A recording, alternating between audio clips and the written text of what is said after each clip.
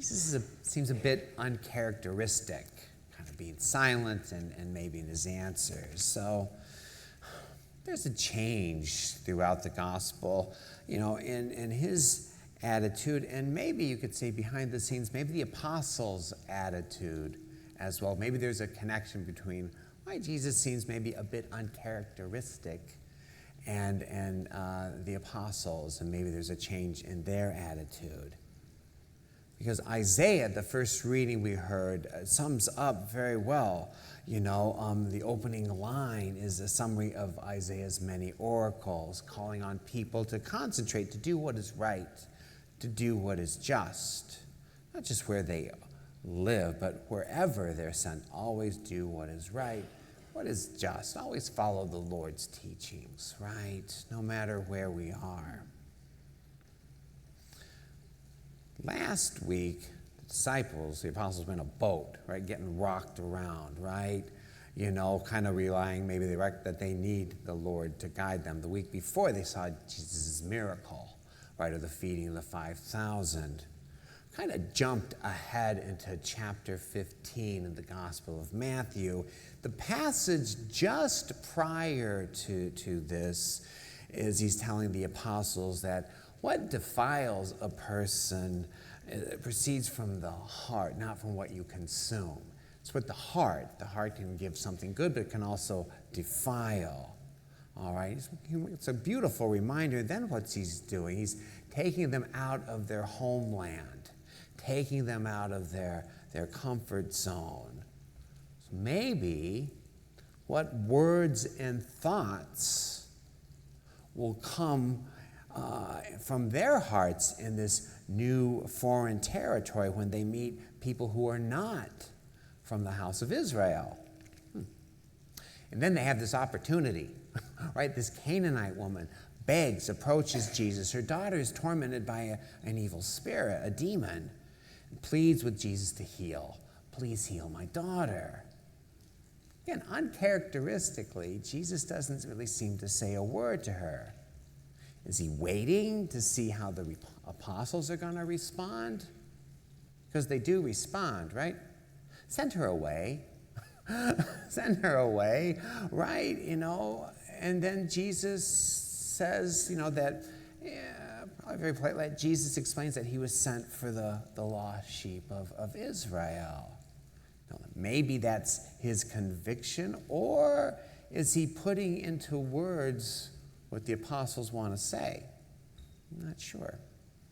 Then what happens? She pleads even more earnestly, right? She doesn't give up, right?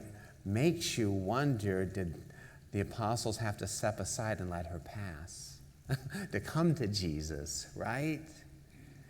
And Jesus explains how it's improper to throw children's food to dogs. Some translations have that as puppies.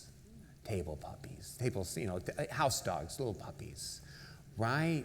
Not outside dogs, indoor dogs. But anyway, she said, hey, she'd be just happy with the scraps, not taking away anything from the children of Israel. And what Jesus speaks of her profound faith, and her wish is granted, her daughter is cured, right? And the apostles have just witnessed, unflinching trust in the Lord's word.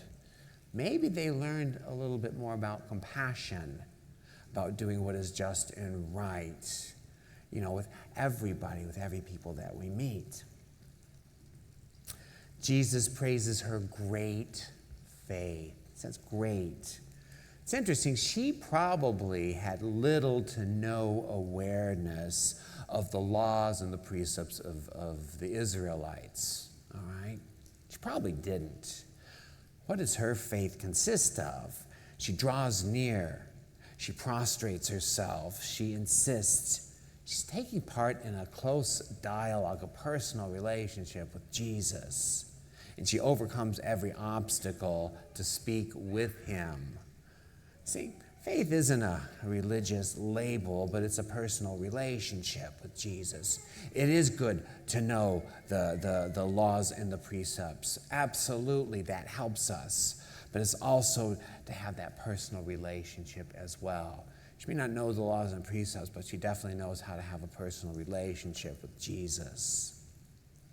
That's what we can take home from these beautiful passages this week. So maybe we can ask ourselves, am I capable of changing my opinion? Do I know how to be understanding? Do I maybe know how to be a little compassionate? Or do I remain rigid in my position? Firmness in faith is a good thing. Rigidity can lead us down some other pitfalls. There's a balance. Rigidity, not so good, but firmness, absolutely. Can I be firmness and not rigid?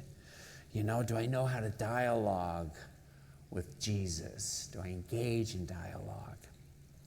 People, as we receive the Eucharist today, we can ask for faith in that dialogue, just like the Canaanite woman today, and never be afraid to bring to Jesus what is in our hearts, and don't let any obstacle keep us from that task. May God bless you, my friends. Amen.